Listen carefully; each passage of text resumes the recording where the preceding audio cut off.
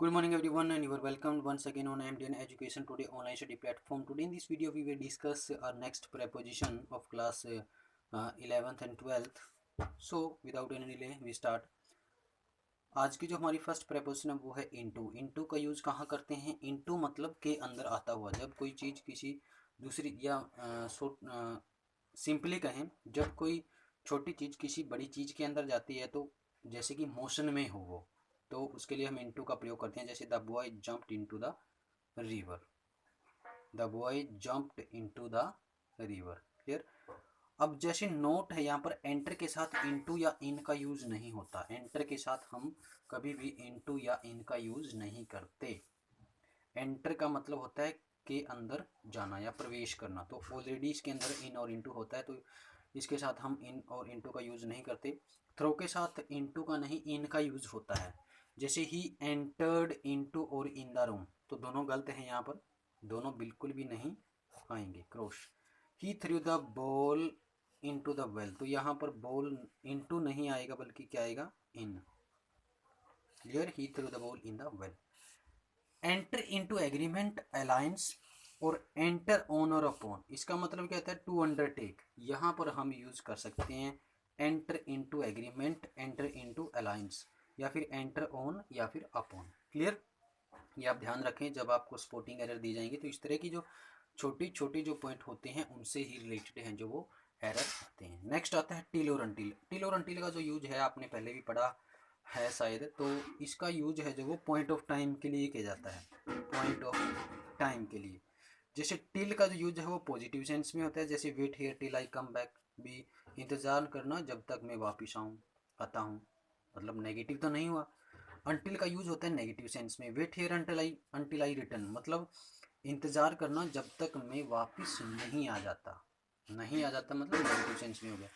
Note, no use of not with until, तो याद रखें जिस पार्ट के साथ सेंटेंस के जिस पार्ट के साथ अंटिल लगा है वहां पर नोट नहीं आएगा, मतलब वो नेगेटिव नहीं होगा। उससे पहले वाला जो सेंटेंस होगा या जो पार्ट विदाउट अंटिल होगा उसमें नेगेटिव होगा। जैसे I won't go to the party, मैं पार्टी में नहीं जाऊंगा अंटिल ही इन्वाइट्स मी, यदि वो मुझे इन्वाइट्स नहीं करता है तो यहाँ पर अंटिल ही इन्वाइट्स मी, तो यहाँ पर नेगेटिव नहीं आया, तो अंटिल मतलब क्या है?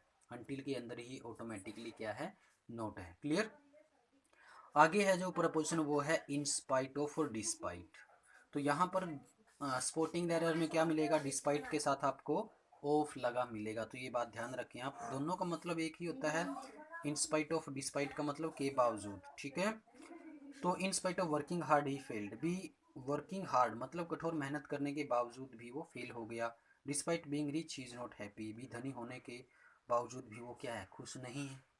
क्लियर। समझे। इन स्पाइट ऑफ और डिस्पाइट ऑफ में क्या मेनली आपको क्या मिलेगा? मतलब रीजन के लिए या रीजन फॉर रिजल्ट के लिए। And in spite of despite का मतलब क्या है? एक ही है, सेम है। बस याद रखें डिस्पाइट के साथ ऑफ का यूज नहीं होगा, ये आप ध्यान रखें। नेक्स्ट है अप डाउन अप टू, जैसे कि आप फिगर में देख रहे हैं, अप अप मतलब ऊपर, डाउन मतलब नीचे, और अप टू मतलब ये लाइन खींची गई और इसको दर्शाया गया है, तो क्या मतलब? यहाँ तक, तो अप टू का मतलब क्या होता है? तक। ठीक है। जैसे ही क्लाइंब्ड अप द ट्री, वह पेड़ पर चढ़ गया। पेड़ पर क्या चढ़ा? ऊपर चढ़ा ना। ही रेन डाउन द स्टेयर्स, वह सीढ़ियों से नीचे दौड़ा, मतलब नीचे गया ना सीढ़ियों से, तो डाउन।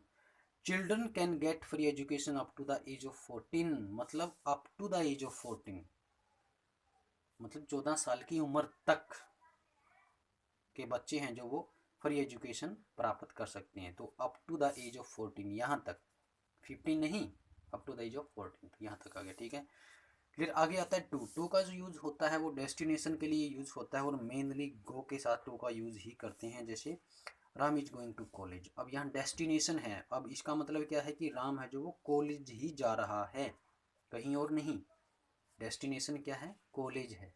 क्लियर। यहाँ पर ध्यान रखना। सेंड हिम टू स्कूल, उसे स्कूल भेज देना, कहाँ भेज देना? स्कूल, कहीं और नहीं भेजना उसको, कहाँ भेजना है? स्कूल। अब आता है टुवार्ड्स। टुवार्ड्स मतलब की ओर, की ओर इन द डायरेक्शन ऑफ, मतलब टुवार्ड्स किसको दर्शाता है? डायरेक्शन को, डायरेक्शन को। टू किसको दर्शाता है? डेस्टिनेशन को, मतलब जहाँ पर आपको पहुँचना है। तो यहाँ पर क्या है? He is going towards the college, अब he Ram is going to college, he is going towards the college. तो इसका मतलब क्या, दोनों में डिफरेंस क्या है? तो Ram is going to college मतलब राम कॉलेज ही जा रहा है, उसकी डेस्टिनेशन है college. He is going towards the college, वो कॉलेज की ओर जा रहा है, कॉलेज की तरफ जा रहा है, कॉलेज नहीं जा रहा। ये आप समझे कि वो कॉलेज नहीं जा रहा, वो कॉलेज की तरफ जा रहा है, कॉलेज वाली साइड जा रहा है। तो यहाँ पर साइड या डायरेक्शन, टुवर्ड्स, ठीक है। टुवर्ड्स का यूज किसके लिए होता है? डायरेक्शन या साइड के लिए। उसके बाद आता है अलोंग। अलोंग का जो यूज होता है मतलब के साथ। जैसे when something has to show parallel to something, मतलब कोई चीज़ जब किसी दूसरी चीज़ की पैरेलल हो, समांतर हो, कोई एक चीज़ किसी दूसरी चीज़ की क्या हो, पैरेलल है, समांतर है, तो उसके लिए यूज़ करते हैं हम किसका? अलोंग का। जैसे आई walked along the railway line, हमेशा हम रोड पर चलते हैं, नदी के किनारे पर चलते हैं, नदी के किनारे के साथ साथ चलते हैं, हम रेलवे लाइन के साथ साथ चलते हैं। तो I walked along the railway line, he walks along the road, न कि ऑन द रोड। हम ऑन द रोड नहीं चलते, हम अलोंग द रोड चलते हैं। हम क्या करते हैं? साथ साथ चलते हैं रोड के। When two things are parallel, जब दो चीज़ें समांतर हो, जब दोनों चीज़ें समांतर हों, दोनों चीज़ें क्या हों? एक साथ चल रही हों, मूव कर रही हों। जैसे कम अलोंग विद मी, भी मेरे साथ आओ। अब दोनों चीज़ें होंगी ना, कोई भी है, राम है श्याम है, तो राम ने श्याम से कहा come along with me Shyam, Ram ने श्याम से कहा come along with me Shyam, भी श्याम मेरे साथ आओ। तो श्याम और राम दोनों इकट्ठे जाएंगे, तो इसलिए जो चीज़ है वो क्या दर्शाएगी? जब पैरेलल दर्शाई जाए, दोनों चीज़ें पैरेलल हों तो अलोंग विद का यूज करते हैं, याद रखना। अलोंग और विद दोनों का मतलब साथ होता है, लेकिन जब दोनों चीज़ें पैरेलल हों तो हम दोनों का यूज करेंगे, अलोंग और विद का। नेक्स्ट आता है अगेंस्ट। अगेंस्ट का यूज जो फर्स्ट है वो होता है अपोजिट। अगेंस्ट का जो यूज होता है वो होता है अपोजिट के रूप में। जैसे it is difficult to sail against current, मतलब धारा के विपरीत दिशा में, धारा के विपरीत दिशा में सेल करना क्या है? डिफिकल्ट है। समझ में आया? फर्स्ट अगेंस्ट का फर्स्ट यूज क्या हो गया? अपोजिट। नेक्स्ट क्या आता है? के विरुद्ध, मतलब being an opponent to somebody or something, मतलब किसी चीज का क्या होना? अपोनेंट होना, किसी कंपटीशन में, किसी गेम में या फिर फाइट में, समझे? उसके बाद है जैसे के पक्ष में न होना, not supporting somebody or something, मतलब किसी चीज की फेवर ना करना। और दूसरा जैसे किसी कानून या नियम के विरुद्ध होना। ठीक है, ये तीनों पॉइंट आपने याद रखने हैं। आई एम अगेंस्ट टेररिज्म, जैसे मैं टेररिज्म के खिलाफ हूँ, के विरुद्ध है, के पक्ष में न होना। I am against the law of economic reservation. ठीक है।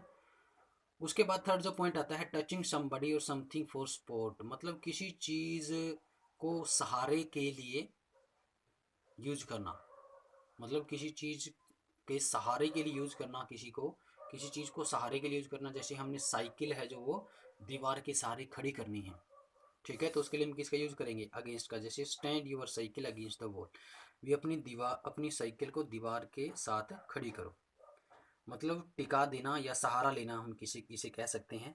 Do not stand against the railway railing, भी रेलिंग के साथ लग के ना खड़े हो, यू मे फॉल डाउन, तुम गिर सकते हो।